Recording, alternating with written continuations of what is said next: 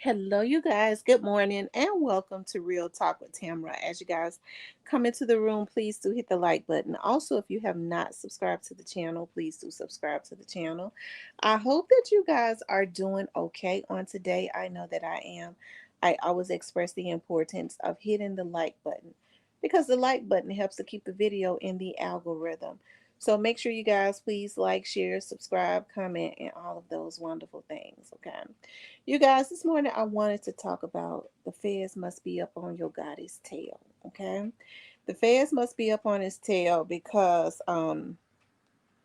he's back doing a lot of posting. Okay. He's posting and posting his locations, and he said he's in Italy and doing the big. He tends to I'm gonna tell y'all something.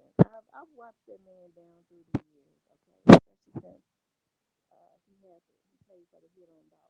Okay. And when he gets nervous, he's like a freak of habit. He starts to pose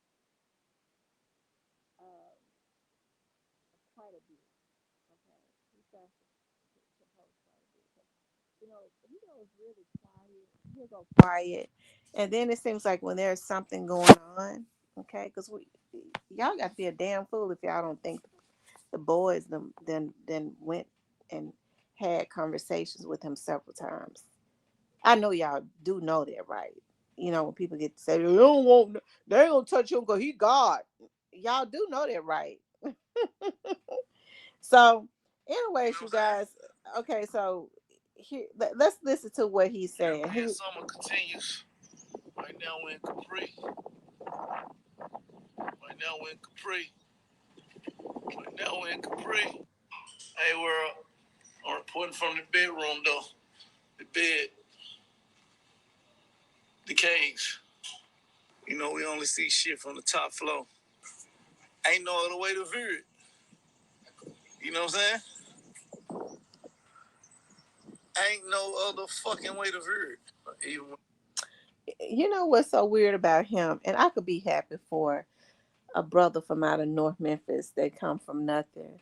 Um, Talking about ain't no other way to view it except for he called himself at the top by trampling over another man's back who was already doing that type of shit right there, because young Dolph was already going and hanging in Europe with and taking Key Glock and them taking the young dudes from out of South Memphis that he had signed and showing them another way. He was doing that um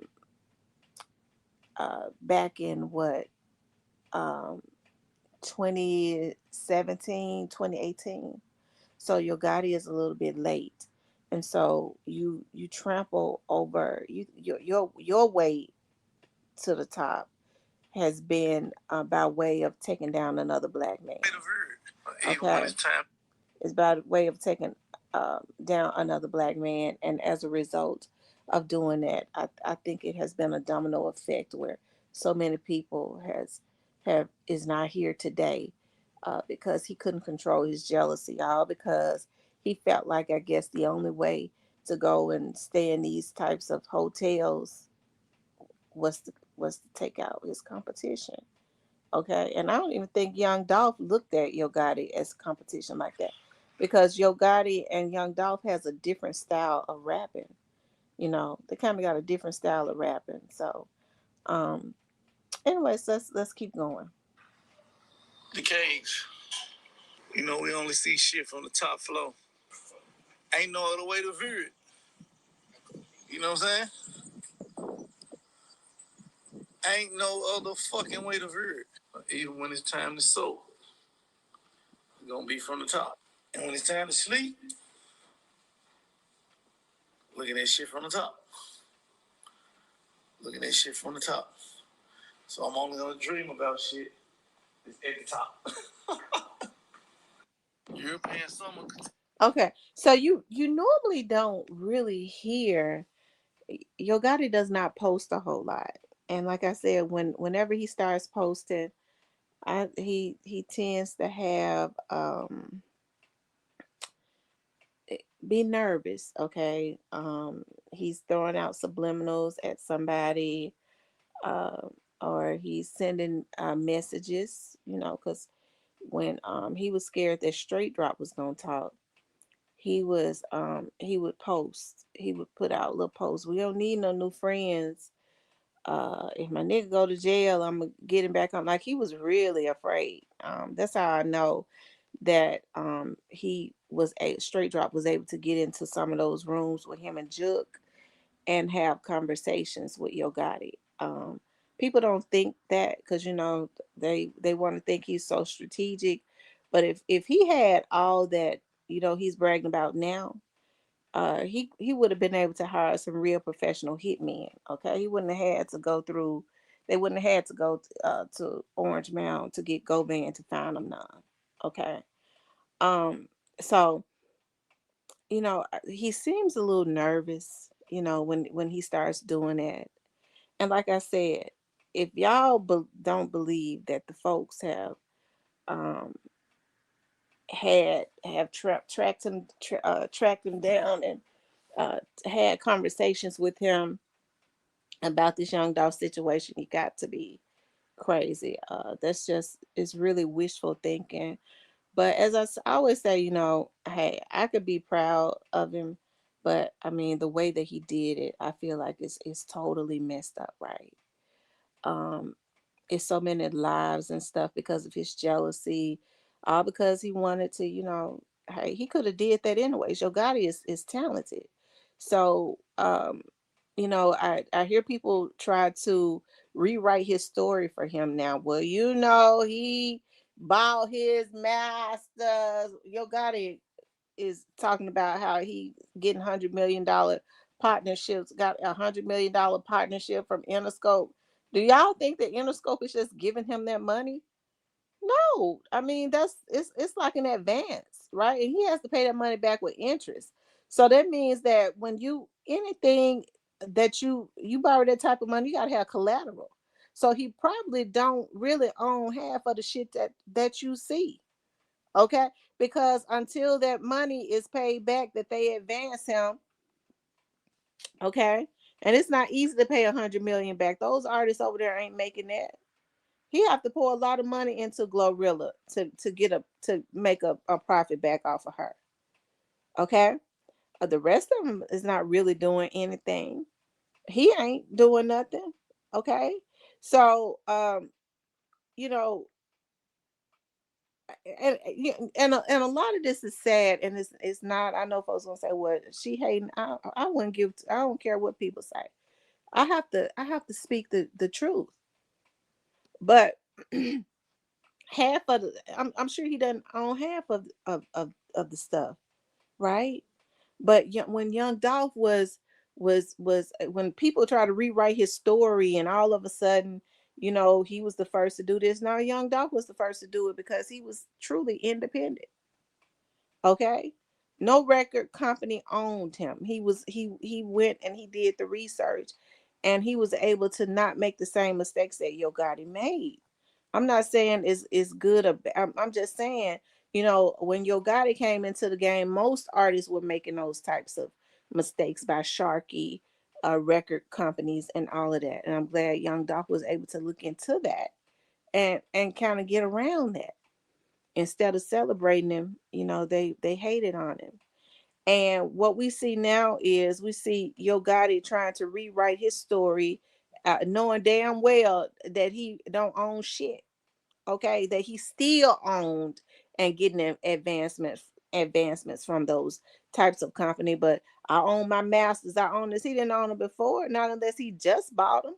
He might have been on bottom now because he's made an ass out of all of these artists, and own their masters and things of that nature. He's been able to get control of that by signing them. Okay. But normally when he starts doing he starts binging on posting, it's because the boys are on his tail. And I really believe that they're not gonna stop until they get him. You know, you have to think about if the case, and this is what people need to understand. if it was just about Juke, if Juke was the end result, they would have gone ahead and there wouldn't have been a need to let Juke stay out. They would have just went ahead and indicted Juke. They had what it took to indict him. They had enough to indict Juke, but they let him stay out, and not because Yo Gotti he owned everything. People that ain't got shit. That's the type of stuff that they be wanting to believe. Not that let Juke stay out because Juke was, they had Juke up under surveillance at the time, and he was a direct connection to um, the root of the tree. Okay, the root of the tree, and Yo Gotti is not the only root of the tree. Because I keep telling y'all that there were others that they found out that wanted Young Dolph unalived. And at the time that they found out about others that wanted him dead, they had not at that time um, found a motive of why they wanted him dead. That's been about 2 years ago, so they might know why they want him dead. Okay, and so sometimes it takes a little longer because Juke was they had enough to get Juke federally. Okay, and unfortunately he lost his life. I didn't want to see Juke lose his life, but he was going to be indicted.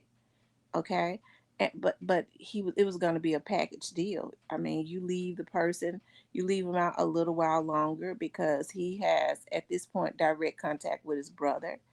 Um, he has direct contact with some of the others, right? But I really believe in the end, Straight Drop is gonna talk. Straight Drop looking at that deal that Cornelius got, and Cornelius got as of right now, I think 15. I don't really think he's gonna do 15. I was talking to somebody the other day, and I don't think he's gonna do 15. I mean, somebody was telling me they think that Cornelius will be out probably in about 8 years for real. Okay. Um, and that was somebody in law enforcement. I was like, well, I was talking to them about the 15 years. They said, yeah, but they started talking about some other stuff I'm not gonna say. And they said, and so with that, he'll probably do maybe 8 years. Okay. So Straight Drop gets to looking at stuff like that. Okay.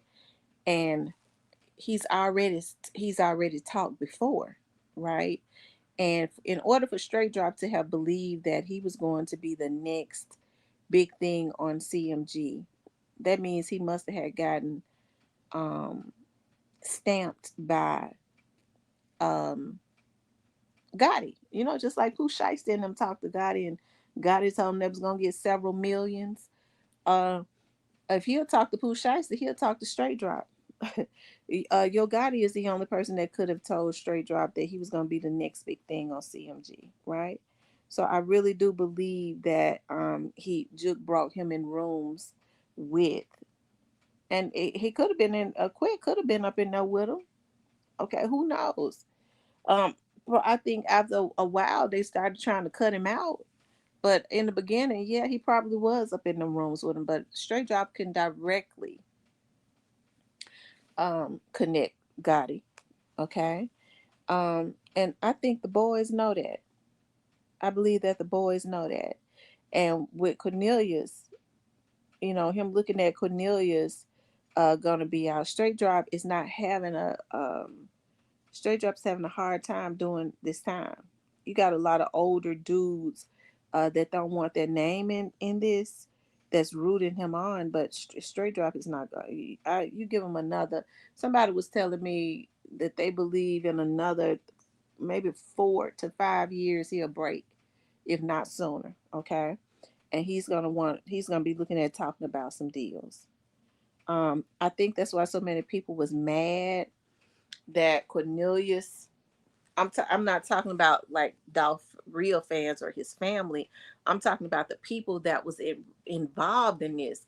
They was really mad that Cornelius uh, only got 15 years because they might know the system. They know he's not gonna do 15. They know with it's probably gonna be 8. Okay, 8 or 9, and he'll get out. on be on probation and all of that. Um, because he's still probably working. All right. But they see with a deal like this, right? It tempts straight drop, a person who had already broken and spoke before. Okay.